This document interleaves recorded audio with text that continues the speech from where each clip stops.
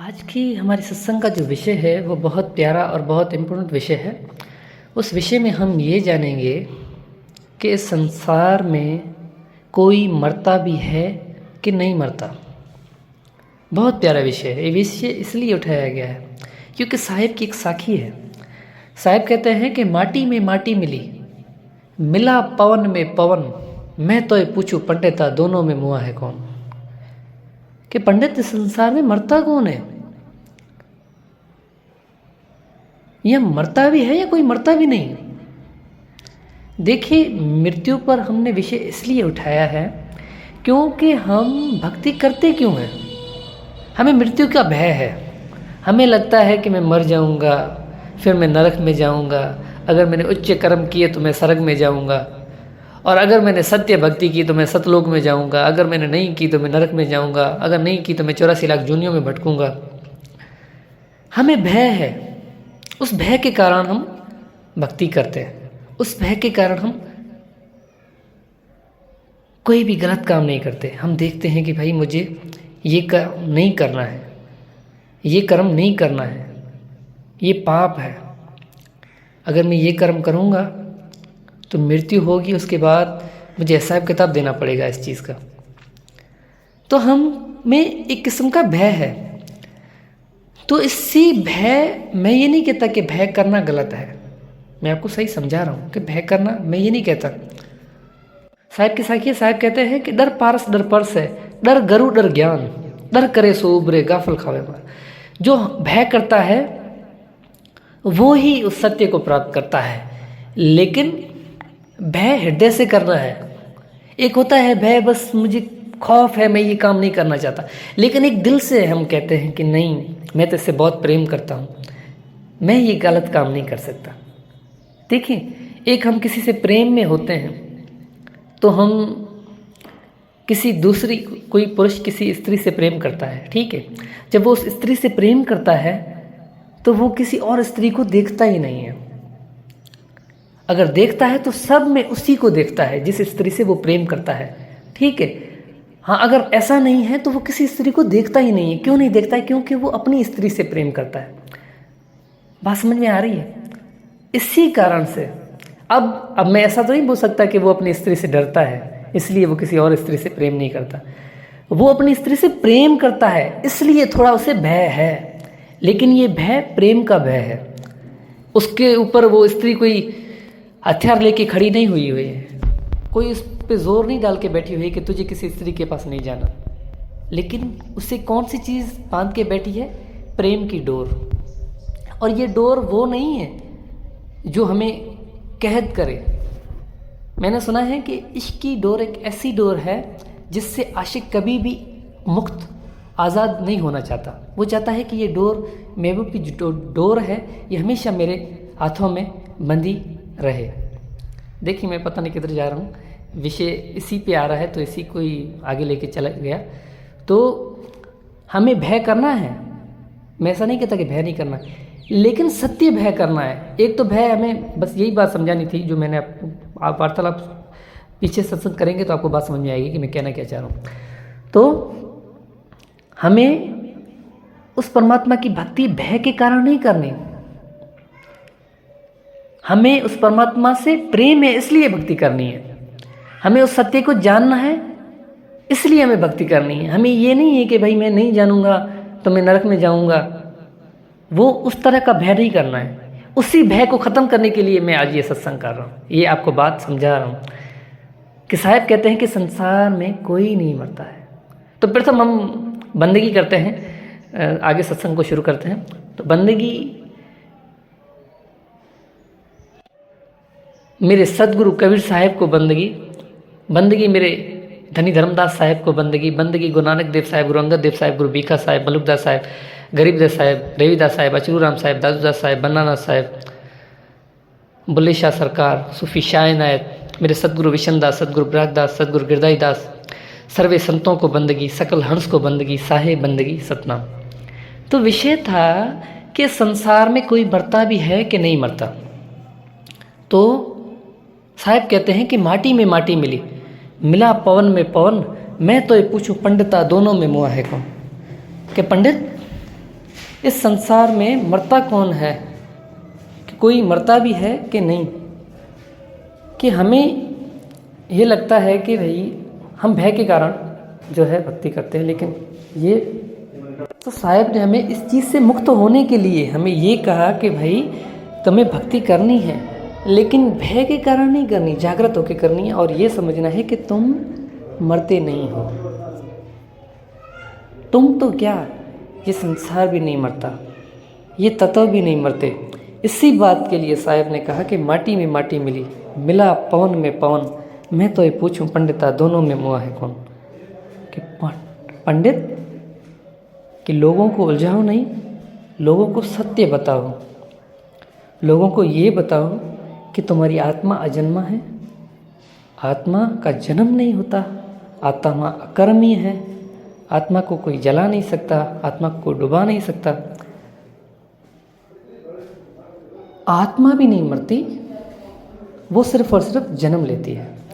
एक शरीर को छोड़ के दूसरे शरीर को पकड़ती है, दूसरे शरीर को छोड़ के तीसरे को पकड़ती है, ऐसे वो 84 लाख जोनियों में आती जाती रहती है। लेकिन ऐसा नहीं है कि वो मर रही है। इसी प्रकार जो हमारे तत्व हैं, साहिब कहते हैं कि वो भी नहीं मरते। जब हमारा शरीर ढहता है, जब हम इस अवस्था को त्यागते हैं, यानी कि हम जब बालक होते हैं, जब हम जवानी में आते हैं और जब हम बुढ़ापे में आते हैं, तो उस अवस्था में हमें क्या होता है कि हमारी अवस्था बदलती रहती है। मैं आपको और बात समझाता हूँ कि हर एक चीज़ इस संसार में जो भी है वो अपनी ओरिजिन की तरफ जाती है। ओरिजिन यानी जहाँ से वो आई है उससे वहीं ही जाना है, ये ही सत्य है। साहिब भी कहते हैं ना, कहाँ से आए कहाँ जाओगे, खबर करो अपने तन की। और सदगुरु मिले तो भेद बतावे, खोल जावे अंदर कट कि भाई कहाँ से आए हो, कहाँ जाना है। अब जहाँ से आए हो वहाँ ही जाना है, बस इस बात को समझ जाए। ऐसा क्यों हो रहा है? क्योंकि जो चीज़ जहाँ की है उसे वहाँ ही जाना है, उस चीज़ को कोई नहीं रोक सकता। ठीक है, तो उसके साथ साथ मैं आपको ये बताता हूँ कि जब हमारा शरीर ढहता है तो जो प्राण होता है, जो वायु होता है, वो हमारे शरीर से निकल जाता है, और जो ये मिट्टी का बना हुआ शरीर है ये मिट्टी में मिल जाता है। इसीलिए साहिब कह रहे हैं कि माटी में माटी मिले। कहते हैं पंडित कि ये जो शरीर तुम्हें दिखाई दे रहा है ये तो मिट्टी में मिल जाएगा, क्योंकि मिट्टी से आया है, मिट्टी में मिल रहा है, मिट्टी से बना है, मिट्टी में मिल रहा है। माटी में माटी मिली, मिला पवन में पवन, पवन पवन में मिल गया है। तो इस विषय से ये चीज़ क्लियर हुई कि साहिब हमें जागृत करना चाहते हैं। साहिब हमें ये बताना चाहते हैं कि भाई भय के कारण भक्ति ना करें। और साहिब ने ये क्लियर कर दिया कि संसार में कोई नहीं मरता है, तो ये भय करके आप भक्ति ना करें कि मैं मरूंगा। आप नहीं मरोगे, बस आप अनेक शरीर धारण करोगे लेकिन मरोगे नहीं। आप क्या, आप जिस तत्व के से बनोगे वो तत्व भी नहीं मरेंगे, क्योंकि ये प्रकृति देख रहे हो जैसी है आज तक वैसी ही है। हाँ, इसकी अवस्थाएं बदलती रहती हैं, लेकिन इसका बिल्कुल ये अर्थ नहीं है कि वो ख़त्म हो रही है। इसी पे बहुत बड़ी सूफी थी, देखिए उसने भी ये बात क्यों कही, इस कारण से कही क्योंकि हम भक्ति भय के कारण कर रहे हैं। यानी कि हमें भय है कि हम मरेंगे, हमें भय है कि अगर मैं गलत कोई भी कर्म करूँगा तो मुझे ये सज़ा होगी, मैं नरक में जाऊँगा, मैं 84 लाख जोनियों में जाऊँगा। भय है, इसलिए हम कोई कर्म नहीं करते। ठीक है, तो ये बात को क्लियर करने के लिए एक बहुत बड़ी सूफ़ी है, उससे पहली कोई स्त्री सूफ़ी नहीं थी, वो पहली स्त्री सूफ़ी है, यानी पहली संत सूफ़ी राबिया बसरी जिसका नाम है। वो कहती है कि मैं उसके एक हाथ में क्या था, पानी था, और एक हाथ में आग थी। लोगों ने पूछा कि आप ये दोनों कहाँ लेके जा रही हो, सूफी राबिया बसरी आप किधर लेके जा रही हो ये दोनों चीज़ें। तब उन्होंने कहा कि मैं जन्नत को आग लगाने और दोज़ख को बुझाने जा रही हूँ। तो लोग हंसने लगे, ये पागल स्त्री है, ये क्या बोल रही है। क्योंकि संत सत्य बोलते हैं तो संत पागल ही तो होते हैं। तब राबिया बसरी ने लोगों को समझाया कि आप उस परमात्मा, उस खुदा, उस अल्लाह की भक्ति क्यों कर रहे हो, इसी भय के कारण। आपको दोज़ख का भय है, आप दोज़ख से डर रहे हो, इसलिए उसकी भक्ति कर रहे हो, उसको जिक्र कर रहे हो, उसको याद कर रहे हो, उसकी नमाज़ें पढ़ रहे हो। ठीक है, मैं उस भय को ख़त्म करना चाहती हूँ, मैं उस दोज़ख को बुझाना चाहती हूँ और जन्नत को आग लगाना चाहती हूँ, जिसके कारण भी आप भक्ति कर रहे हो कि आपको ये है, आपको उस परमात्मा से कोई मतलब नहीं है, आपको उस खुदा से कोई मतलब नहीं है, आपको जन्नत की 70 हूरें चाहिए, आपको जन्नत के सारे सुख चाहिए, इसलिए आप भक्ति कर रहे हो। आपने कभी ये कहा है कि परमात्मा, ये खुदा, मुझे कुछ भी नहीं चाहिए, मुझे सिर्फ तुम मिल जाओ, मेरे लिए वो बहुत है, मुझे कुछ भी नहीं चाहिए। संसार में क्या है, उस जन्नत में भी क्या है जो आनंद तुम में है। ये मालिक, जिसके पास तुम हो, उसे किस चीज़ की कमी है। ये बात जब राबिया बसरी ने लोगों को समझाई तो लोगों को समझ में आई कि परमात्मा की भक्ति भय के कारण नहीं करनी। यही बात मैं हमारे गुरु महात्मा गौतम बुद्ध की वार्तालाप भी बताता हूँ। एक समय महात्मा गौतम बुद्ध के पास एक बंदा आया, एक मनुष्य आया, वो महात्मा गौतम बुद्ध से कहने लगा कि महात्मा गौतम बुद्ध जी, आप मुझे ये बताएं कि इस संसार में क्या 84 लाख जूनियाँ हैं? क्या मृत्यु के बाद जन्म होता है? क्या 84 लाख जूनी जैसी कोई चीज़ है? महात्मा गौतम बुद्ध ने कहा कि अगर मैं कहूँगा कि नहीं है तो तुम इस संसार में जितने नीच कर्म हैं उसमें लग जाओगे, तुम में ये भय खत्म हो जाएगा कि भाई मैं तो कभी मरूंगा नहीं, मैं तो भाई मनुष्य जन्म लूँगा। और मैं ये भी नहीं कहूँगा कि कोई मरता नहीं है। क्यों नहीं कहूँगा? क्योंकि फिर तो तुम्हें कोई भय ही नहीं रहेगा। अब उससे क्या बोलते हैं कि भाई 84 लाख जूनियाँ हैं, 84 लाख जूनियाँ हैं, ऐसा नहीं समझिए कि नहीं है।